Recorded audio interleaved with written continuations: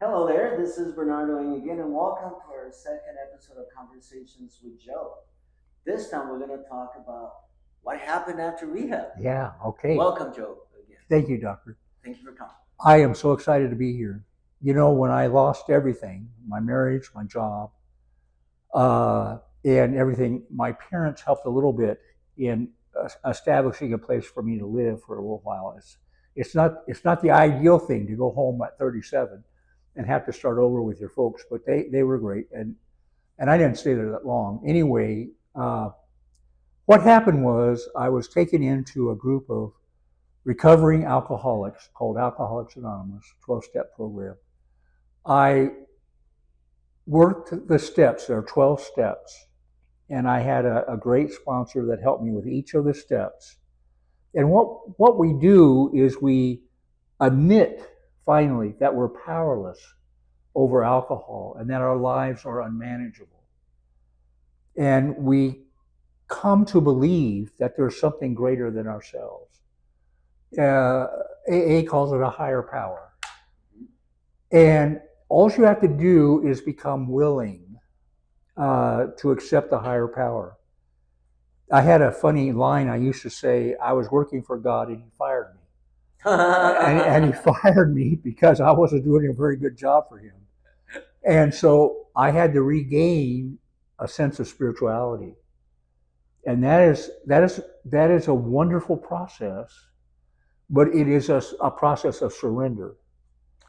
Let me interrupt you there because going back to the mental, the physical, Right. the spiritual, is there any particular order on recovering, or are those three simultaneous? No, they're not simultaneous. Mental comes first. Mental comes first. Mental comes first. Do you understand that sentence? And do you understand what it means? Yeah. Physical comes second. And the reason physical comes second is I wasn't used to living without alcohol. So you So have your to be, body has that to body be has to readjust to a life without stimulants or medicines or stuff like depressants, depressants, that kind of thing, sedatives. sedatives, and especially Valium. And you have to physically. It takes 6 months at least to begin to go up, and then the spirituality comes. The spirituality comes because you're doing the mental work. The mental work and the spirituality go hand in hand. At least in my life, if I could think it, pretty soon I could believe it. Is it fair to say that well, it was like that in that order for you? Right. I'm pretty sure it's that way for a lot of people. Okay. But is it fair to say that you could take care of the physical part Right. and the mental part, but if you don't do the spiritual as well, then the work is You're incomplete. lost. You're lost. It's not. You will not make it. You will not survive. You will relapse. And the reason you relapse is you're looking for something greater than yourself. So alcohol is greater than yourself. Alcohol will change your personality. And so you're looking for a real personality change in your own life. That's the spiritual part. Now, I had the privilege of working with a psychologist and a psychiatrist in San Diego who helped me in what we call aftercare, after treatment. You go to a psychologist and a psychiatrist. And the psychologist was terrific in helping me build back my life step by step. In other words, what are you doing today to get a job? What are you doing today to earn an income? Do you think you could do this? Do you think you could do that? I had a lot of self doubt about working in the real world because I had never done that before. And I worked in the world of religion and everything else, but I never had a job where I was in the private sector. Got it. Got it. Okay. So we were talking one time, the psychologist and I said, you know what I'd like to do? I said, I'd like to sell cars.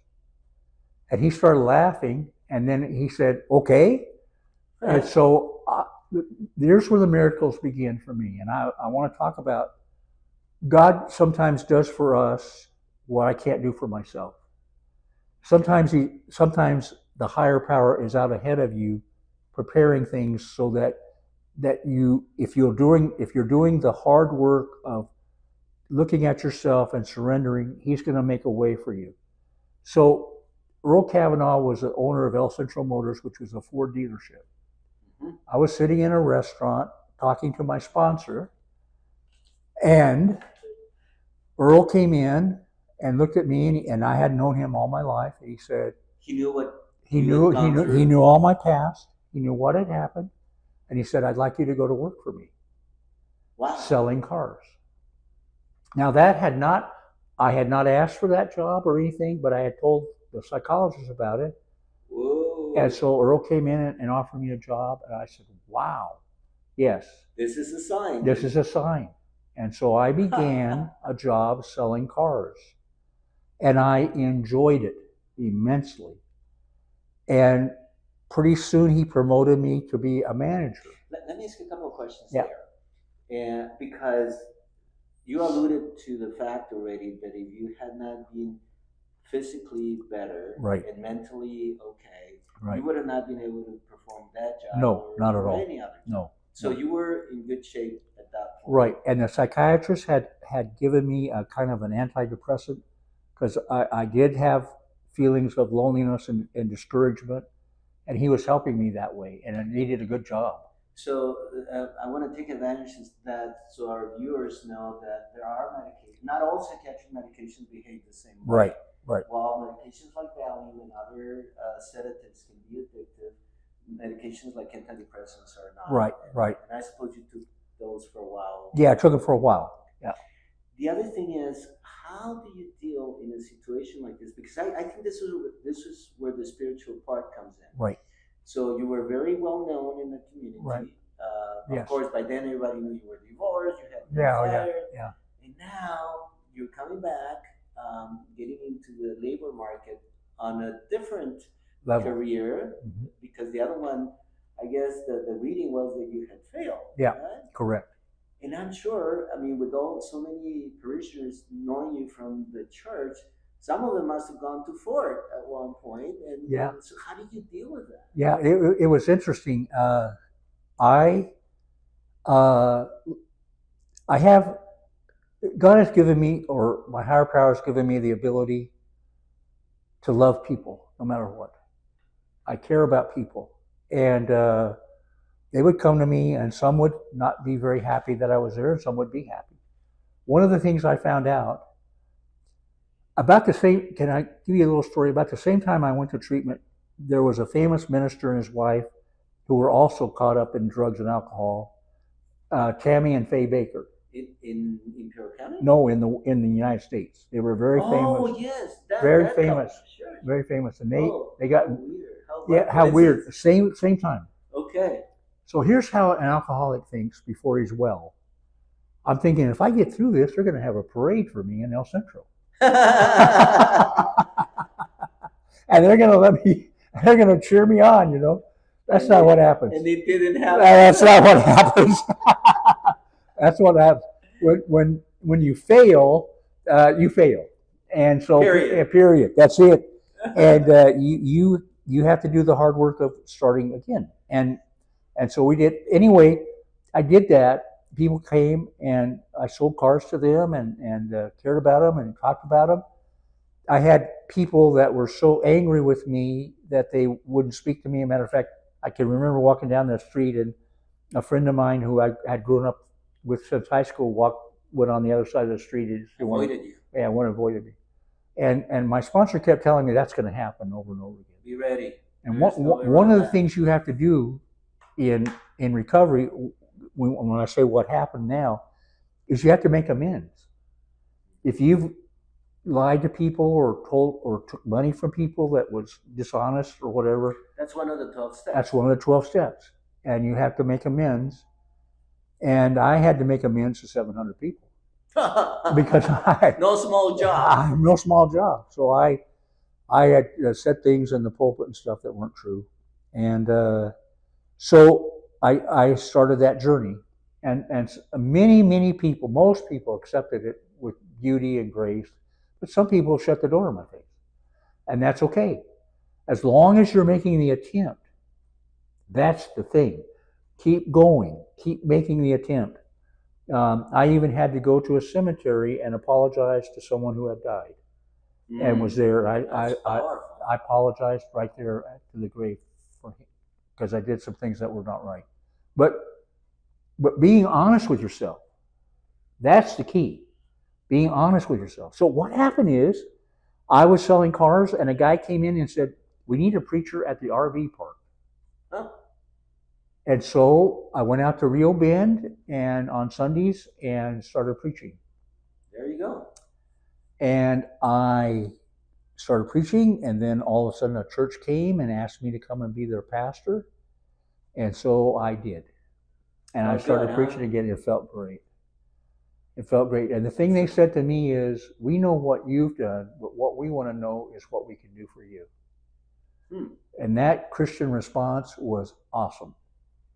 And so I began preaching again, and things began to unfold.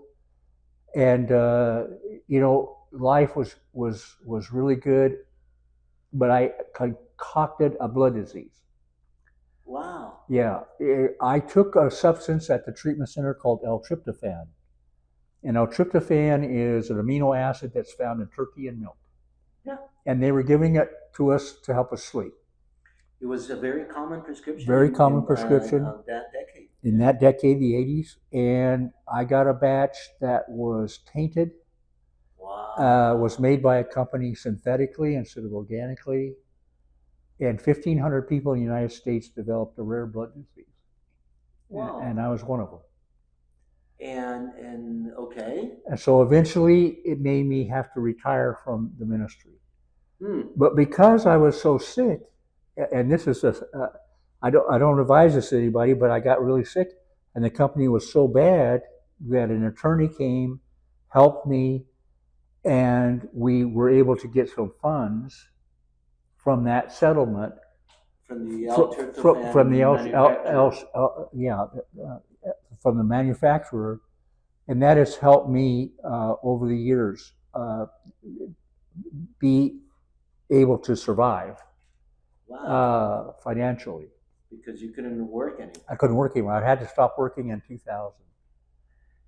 And is that blood condition resolved? No, there's no treatment for it. There's no treatment for it. And what they do is they treat around it, and the consequence is that the doctors at first said 5 years. You have 5 years.